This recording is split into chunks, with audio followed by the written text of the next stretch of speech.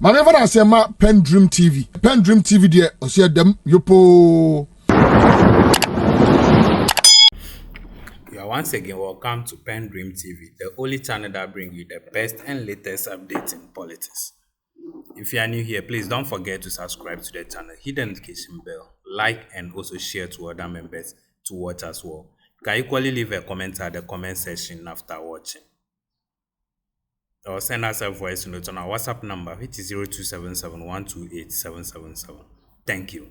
I want you to join me listening to some questions asked by John Boadu, the former NPP secretary.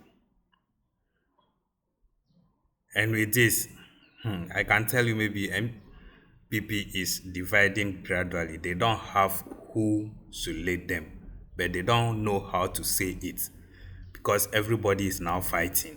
Baumia is fighting, Ken is fighting, and now the secret is Nanado is going to use Brian Achiampong to intimidate Baumia. And we hope to see what the outcome will be. Please do leave a comment after watching. Your comments are most important to us.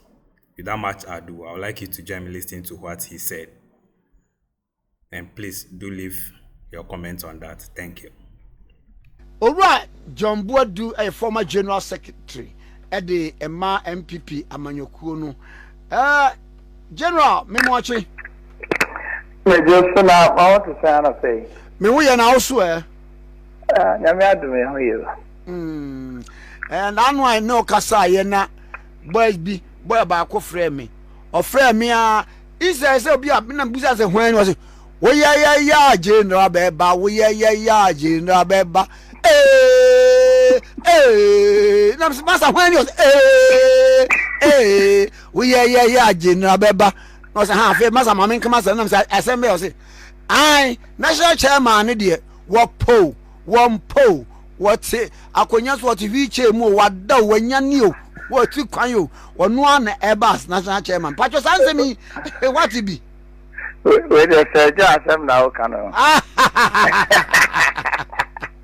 say just am na o kanu matibi but like I told you part I am machinery I dey kon no na say strengthen of crowds nti tite mate edu kwa mo chetan say na dey wo da ba mi kadi akon contest ana are we say wan kwa dem pini una ye be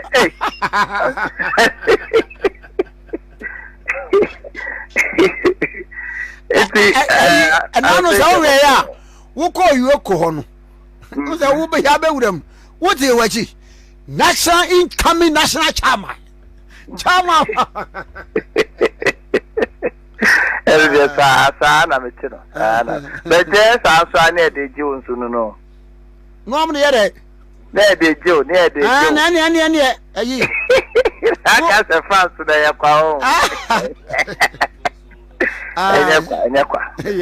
Easy. Now my bone chain. Mo party. Mumie kwan say wow person flag bearer no. Yenye campaign.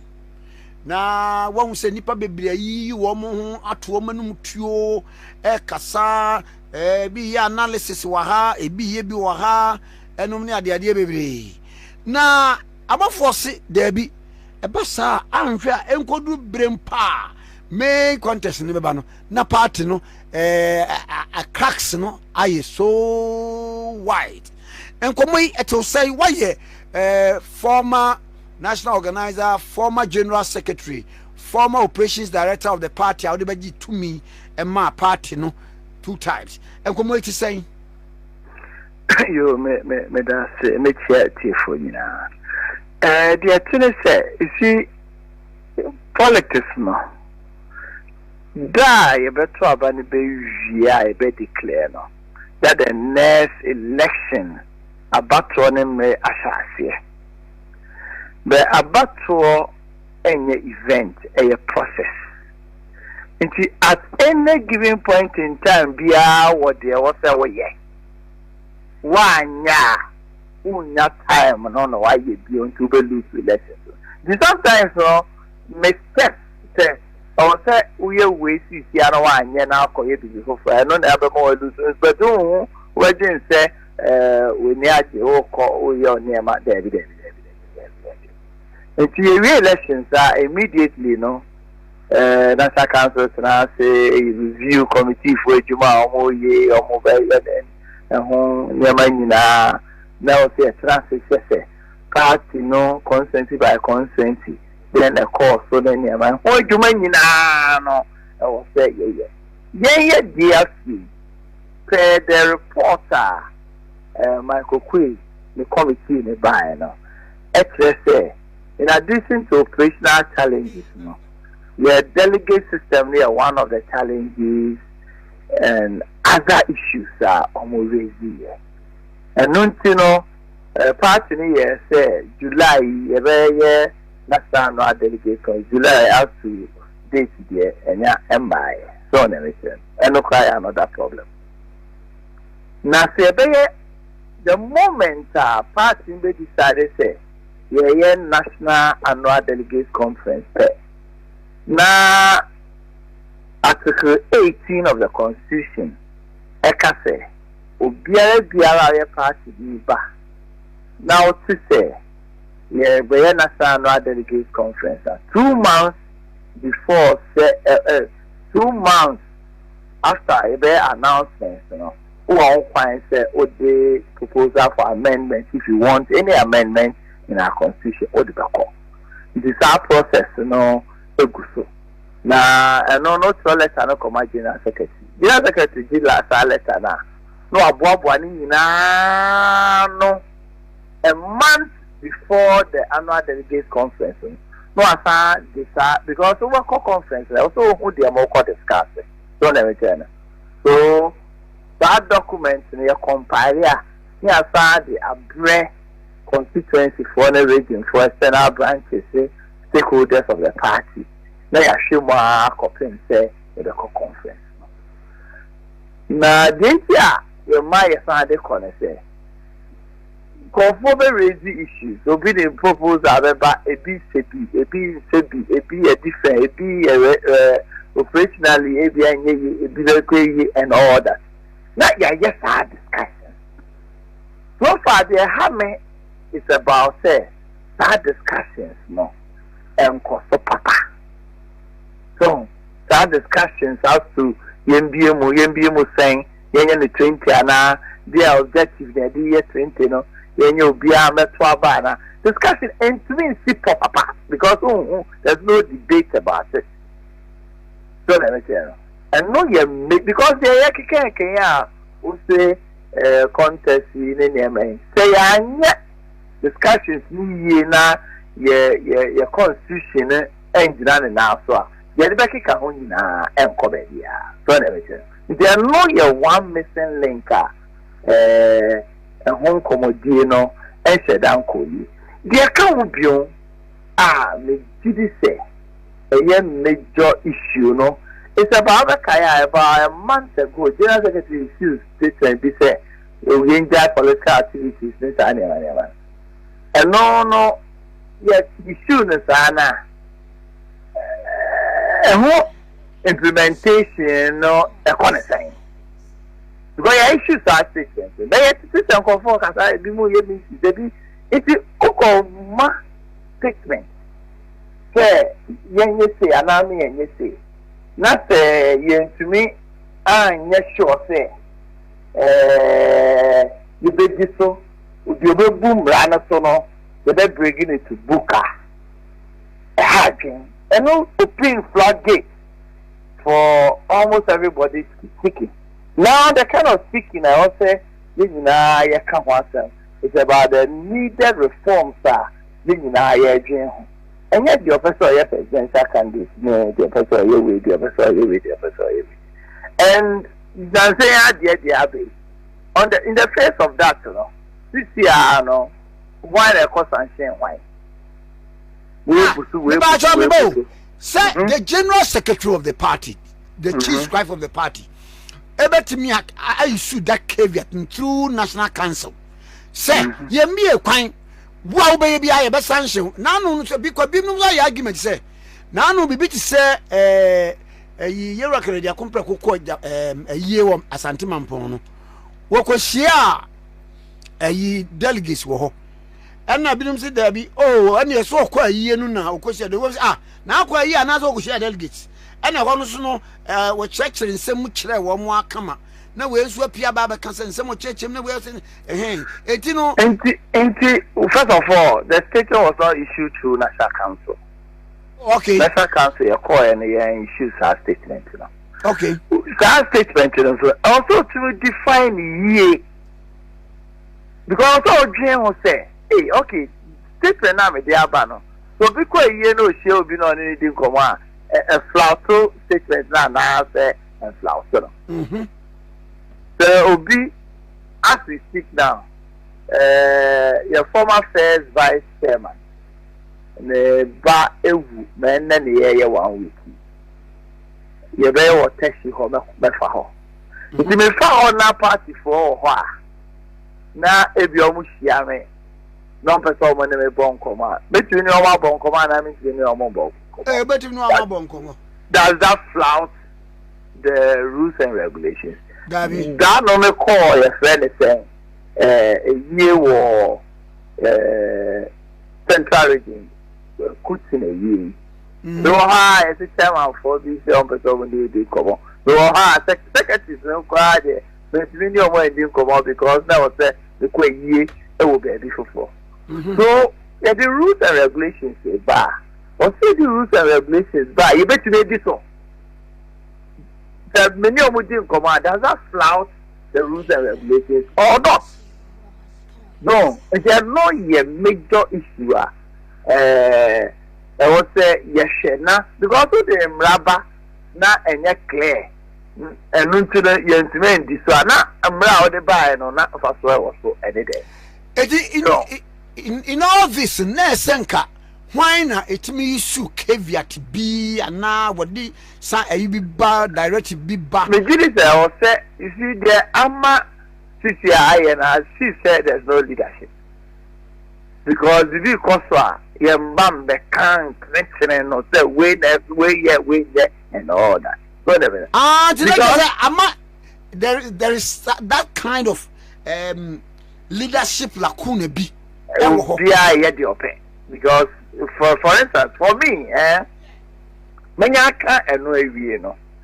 A meeting now Kennedy Nenko for Kosia. You see what we must understand. First of all, again the rules and regulations Papa be about for campaigning in the maybe you may be jumping the gun. But you see, it's in summer Kennedy car or honor, and summer you can't die in our party. But to know you can't casano. Now any media or your party meeting and your party for you record you. They are the box. What did he say? O call ya o see our way. And now we share party for Umunyakwe, or Makoto BC on your Mokasa. No, be a record and on your this uncle and can response to see any name and Cabete.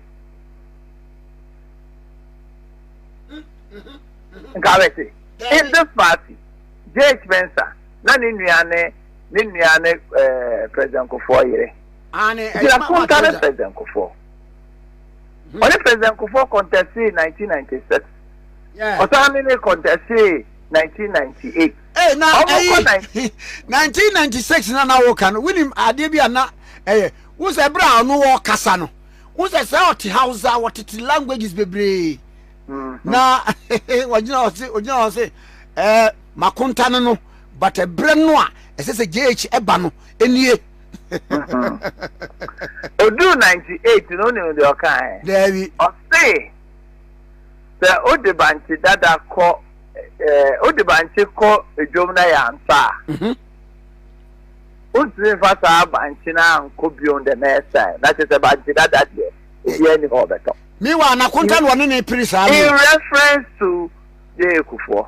In reference to J. Kufo. But see, this response is coming because of the Baumia Institute and also XXA. maybe but we actually you know say with the exception of Edubuahin, you know, all other presidential candidates, you know, Omunya chance they come you know me and former winning. It's my whole back one. I'll say about the could be and I will yeah no no and no na Kennedy Ulupo no so air punch. So but you see one thing we must also understand. I'm saying all these things for party people to let their minds rest. The answer then see. The Yakike, Yabati Bebre. Before a contest a Dubois in 1996. Let Dubois message and say there's a need for consistency. Or within a short time, around August, you know, year to about November 2nd. August, November, past years in June, July already. August, year presidential campaign. Year to about November. Within just 3 months, you know, competing with somebody, what's not 11 years class. One market 5 years. You go for a year way, a year, Nema. I decided to say, yeah, called democracy. Only your name no for 11 years. 1 to 2 months, yeah, you. We are qualified to vote, you know. No more doing register them.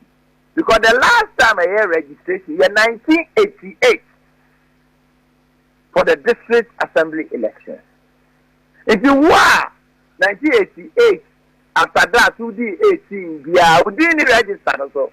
In 88, 89, 90, 91, 90, 92, you have a new register. Bank of phone to me and the register. Now within 3 months, wait when you're 30% plus. Argument they say, then go in your time to be win. Debbie, for the time on your and within 3 months, I'll think out with the weedy. A good boy can no change, you know. Now, for say, there must be change. There must be change. It's a shot saying that. There must be change.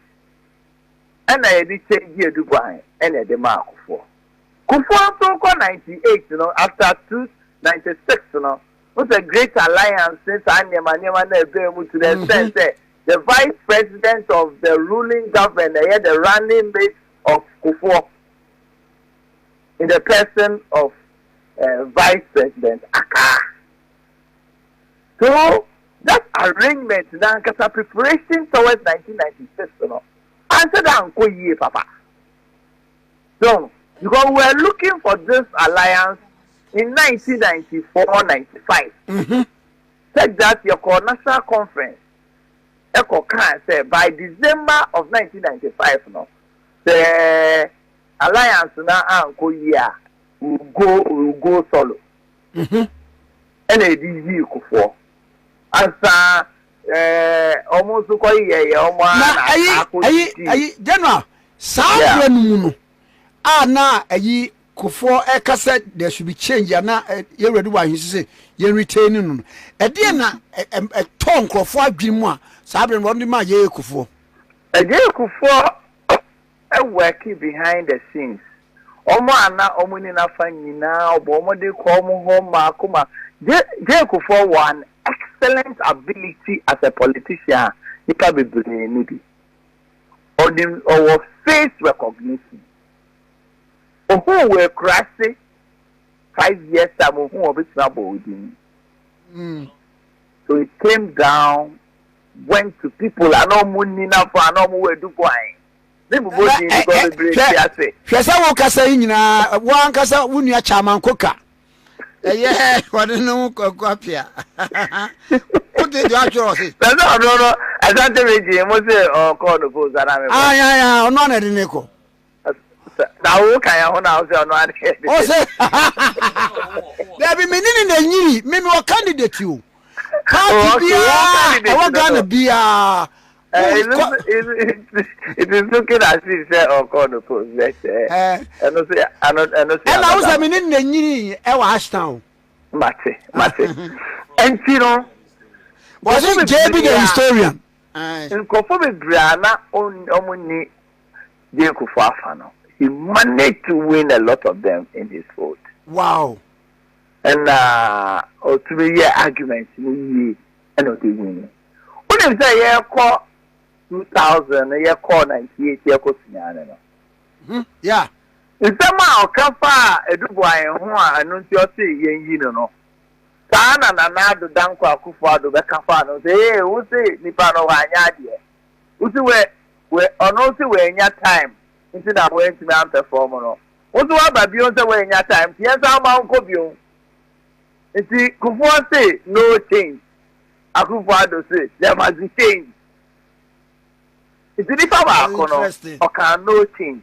They do baby no or say there must be change. Iti Baumia or any debater or like I said there must not be change. There must be consistency.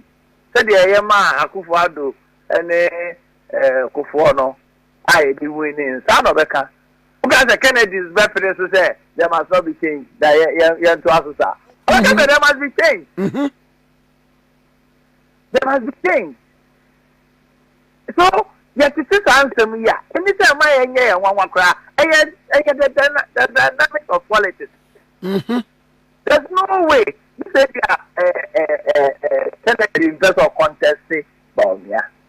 And obviously Baumia arguments nothing. I'm pinning arguments in the pinning not now. You go raise the counter arguments. I just want people to understand this. There can't be on. It's a Kufuor a winning, you know. With all there must be change, no change, no change, no change, you know. And no change, you win here. When is the 96, no change, and winning. 98, no change, you win here with the same person. And he did win here.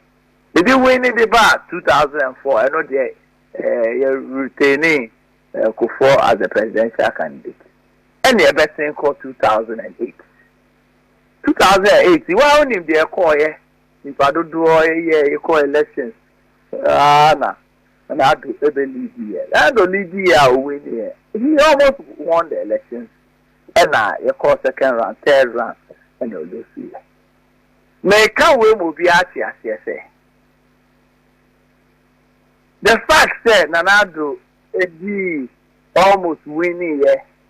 And on say, you say, uncle for free. You contested Nanado in 2012. And look at 2010. A lot of people, including Alan Chamantin, who was the main person. But in 2010 elections, no.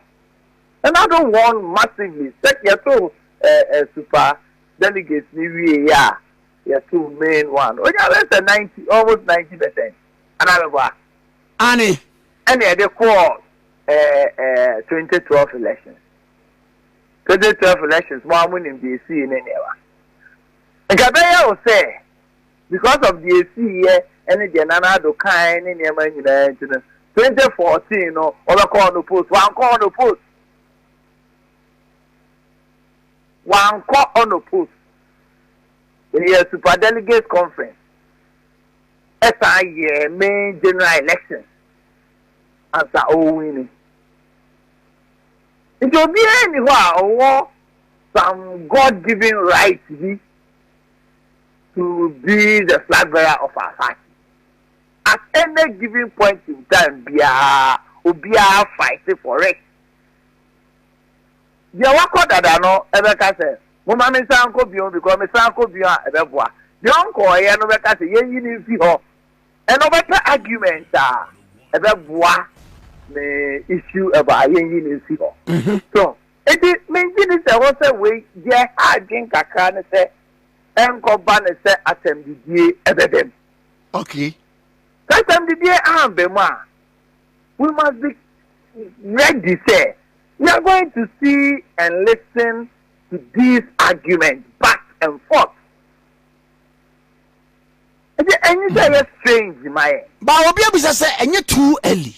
Very too early because clear rules in the hall will be flout to even rules in the hall. And kakane or hona. Nobody takes action. It It is anybody to honor be a coca or baby the tina. Obviously, no opportunity. I responded, and I'm a boy. Honey. Because no coca or baby, no, Obi anything. It means to my transit. Mr. May responded. So, Mr. May responded. Yeah, me, and I'm praying, say, as part of the rules and regulations now. And then the one thing and another down Kwakufa the years from 2014, 2015. A boy, ya, Mr. Sawyer, near Mother Grace, Nana do Cassie, so both in party and government meetings, or no on bad meeting, move. And allow so be on crying phone meeting. I said, da. From 2014, meetings are National Steering Committee, National Executive Committee meeting, National Council, cabinet meetings. But did you be our phones? Are there any DDN or be very called? Yeah, phones, there discussions. Yeah, the reported speech, the reported speech. So as part of rules and regulations, we must insist.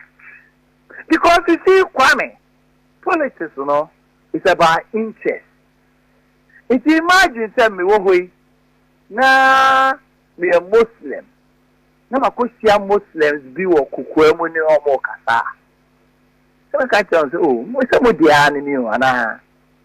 Yes. We dear me, just a meeting, president, I just a Mumma, as well as the president. Now, we crown, Ghana crown Muslim being the president, see with them, Mr. With your moon, Cotu, Bumu, and this is for Cotu number 2 mine. The Sar Casaya making a Wakukwemon, I mean, your pet amber outside. And you're good. What we call report, another matter. They imagine say a record room, come on, and you're near the best. Oh, more radio tuning internet. Which are there, they create a lot of confusion. The politics, a religion, a tribe, a region, a association, and all that. Also, a managing near my person will be a major issue. Because, yes, sir, Kennedy goes here, Mampon for no Mudin Comey. The honor no Mudium will be a record on the half found that for my age. And Casemiro. You can call that bad train way an argument. I'll say it's historian. From 92, they see men away, yes, they wait. How many years, Anna, who's there? Anna, argument. Just election.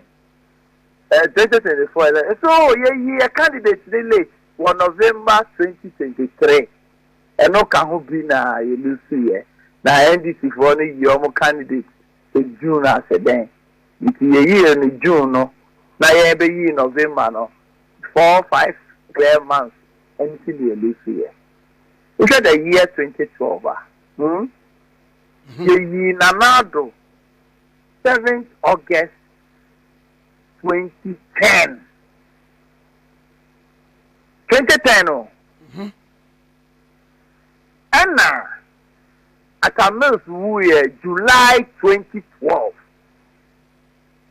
And Sayeko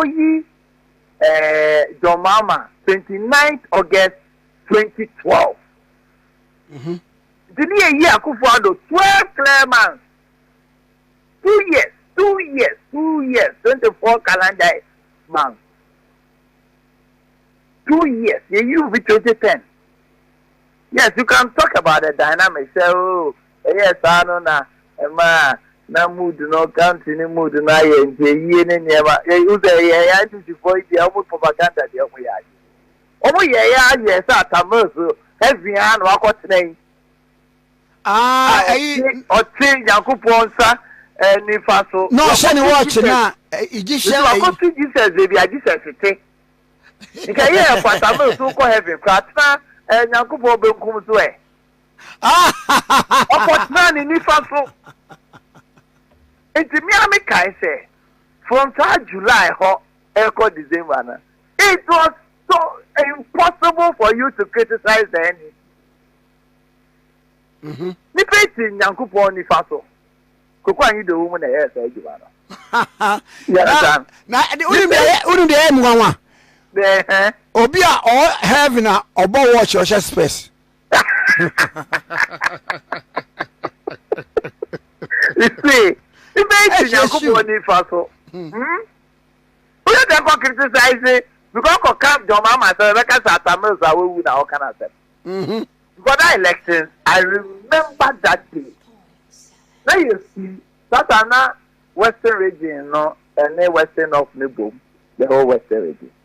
Now you nam Azim Hobaby, and then another. That is on the July date there. July something, yeah. Yeah, that very day. Now you see how everything I call Freddie Blake Room.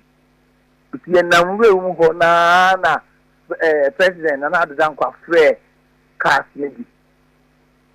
If you pack your friends, maybe I will be especially he maybe of a sort of James and as an pack. Then I pack, he say, I see ya. Nana do bunenia na in see. Bunenia there, I say, I don't say. Yeah, compare, yeah, you, yeah, then, nara. No, say, suspending in na. Your movement to my head, cocking now, form.